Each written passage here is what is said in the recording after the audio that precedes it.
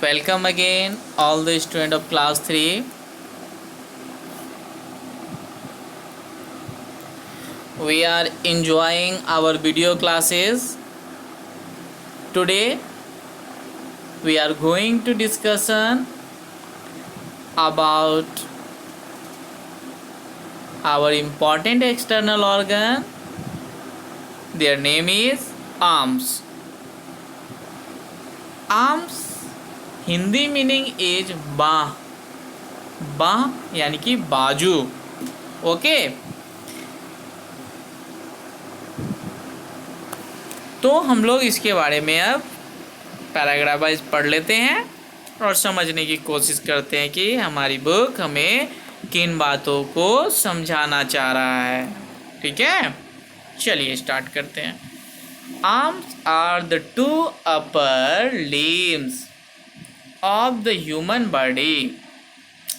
Arms, the shoulder to the hand. बच्चों, ये जो आर्म्स है ये इंसान के यानी कि मनुष्य के अपर लिम्स का भाग है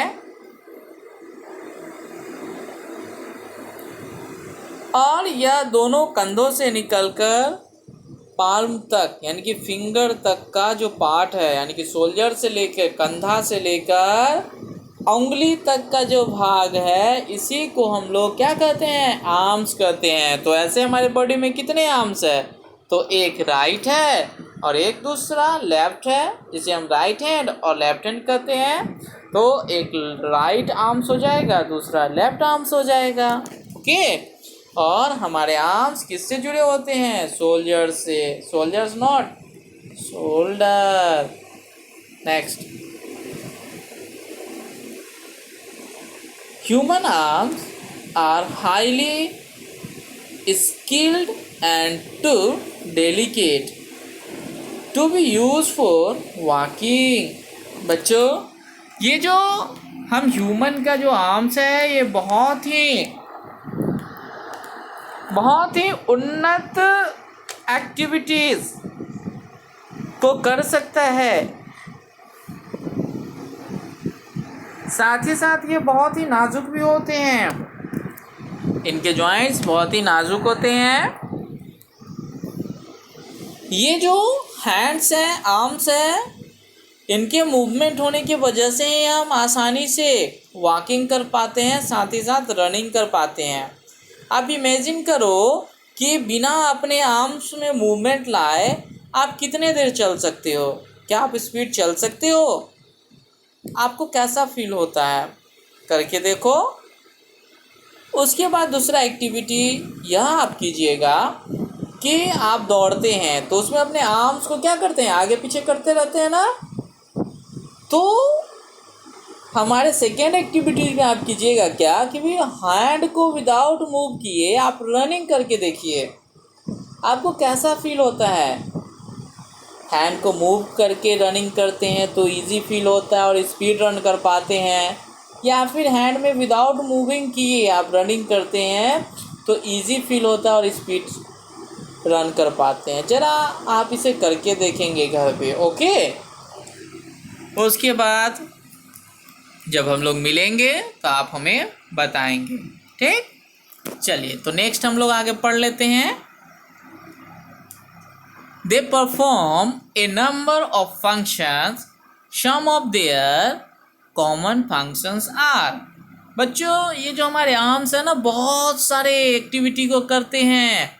उनमें से कुछ जो कॉमन है जो हम डेली लाइफ में करते हैं इसका यूज, वो क्या है, यहाँ देखिए फिगर में दिया हुआ है. और अब आप इस फिगर को देख के समझ सकते हैं कि फिगर 1 में आर्म्स के हेल्प से क्या कर रहे हैं बच्चे, सेकेंड में क्या कर रहे हैं, थर्ड में क्या कर रहे हैं, फोर्थ में क्या हो रहा है, फिफ्थ, सिक्स्थ एंड सेवन्थ में कौन सा एक्टिविटीज़ कर रहा है. क्या आप इस बात को समझ रहे हैं? Very good. अब आप बड़े हो गए हैं, आपको ये सारी बातें समझ में आनी चाहिए, नहीं तो फिर कैसे आप स्टडी कीजिएगा. चलिए नेक्स्ट हम आपको बताते हैं, they hold, press, push and pull things. हमारे जो आर्म्स होते हैं, होल्ड दैट मीन्स किसी भी चीज को पकड़ के रखने में हमारी मदद करता है, साथ ही साथ प्रेस यानी कि उसे दबाने में हमारी मदद करता है कि नहीं। पैर भी करता है, लेकिन हम लोग ज़्यादा यूज किसका करते हैं, हैंड्स का, अपने आर्म्स का। पुश, पुश मीन्स क्या होता है, किसी चीज़ को धक्का देना। तो बच्चों पुश करने में भी हमारे हैंड का इम्पोर्टेंट रोल होता है। जब हम डोर को ओपन करते हैं तो पुश करते हैं, और पुल यानी कि खींचने में भी क्या करता है, हमारी आर्म्स हमारी मदद करता है। They helps us in walking, running, jumping and balancing our body. Arms हमारी मदद वॉकिंग में करता है यानी कि टहलने में, रनिंग यानी कि दौड़ने में, जंपिंग यानी कि कूदने में, और हमारे शरीर को बैलेंस रखने में भी हमारी बाहें हमारी मदद करता है। Okay, they help us in counting and measuring things. साथ ही साथ ये हमें काउंटिंग करने में भी और थिंग्स को मापने में यानी कि तौलने में भी मदद करता है। आप जो तराजू बैलेंस उठाते हैं तो क्या मुंह से उठाते हैं, पैर से उठाते हैं? नहीं, अपने आर्म से उठाते हैं। काउंटिंग करते हैं तो किस चीज़ से करते हैं, पैर से करते हैं क्या, 1 2 3? ऐसा नहीं होता है क्या, आप अपने फिंगर्स का यूज करते हैं, और फिंगर्स कहाँ है, आपके आर्म्स में है। समझ में आया? They speak a silent language and convey our feelings and words by gestures. For example, the traffic policeman controls the traffic with the movement of his arms without speaking a single word. बच्चों, ये जो हमारी arms है, ये हमें इनके different activities के द्वारा हमें बहुत सारे चीज़ों का पता करा जाते हैं। जैसे आप ट्रैफिक पुलिस को देखते होइएगा, वे बिना कुछ कहे अपने आर्म्स के मूवमेंट के द्वारा पूरे ट्रैफिक को कंट्रोल कर पाते हैं। दैट मीन्स आर्म्स के मूवमेंट में कुछ तो मीनिंग है, जिसको फॉलो करते हुए जो ड्राइवर्स होते हैं या फिर जो पब्लिक सड़क पे चल रहे होते हैं उसको फॉलो करते हैं। बच्चों, हमारे आर्म्स डायरेक्शन को बताने में हमारी मदद करता है।